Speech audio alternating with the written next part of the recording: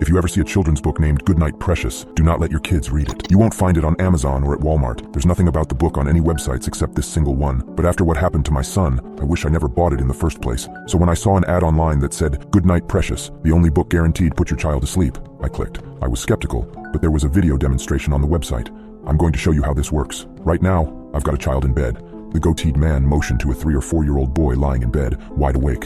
I'm going to read the book to him. Watch what happens. The video cut to him finishing the book. The sun is set, and you slumber. Good night, precious little wonder. As soon as he closed the book, the boy's eyes fixed straight ahead, blank, motionless. Then they fluttered shut. No wake-ups in the middle of the night either. Once he falls asleep with this book, he stays asleep, the man said over the boy's light snores. I was sold. I clicked the order link. In 3 days, I had the book in my hands. It was a lot thinner than I expected, only a few cardboard pages. The cover was a drawing of a boy sleeping in bed, as an old woman watched them from a rocking chair in the corner.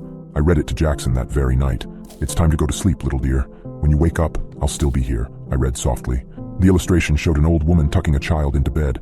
She wasn't smiling. I glanced at Jackson, still wriggling and wide awake, but he seemed to be enjoying it at least.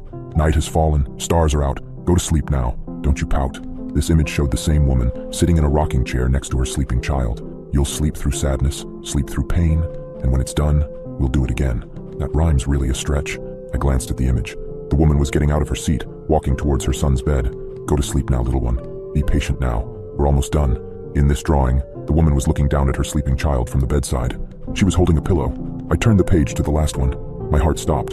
The old woman was pressing the pillow over the child's face, smiling with one of those cartoonish grins you often see in kids' books. I read in a soft, cautious voice, the sun is set, and you slumber. Good night, precious little wonder.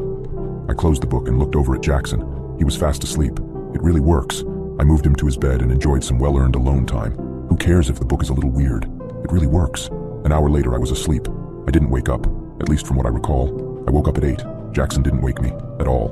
A welcome change from the usual. I looked over to his still slumbering body and smiled. But by 11 a.m., he still hadn't woken up. He never sleeps this late. Maybe he's sick. I turned on some light music, talked to him. I patted his back. No response. Jackson? I said. I picked him up, put him on my lap.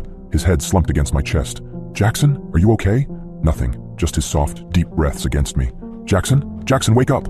Nothing, I yelled in his ear. I bounced him up and down. I brought him out in the sun. Nothing woke him up.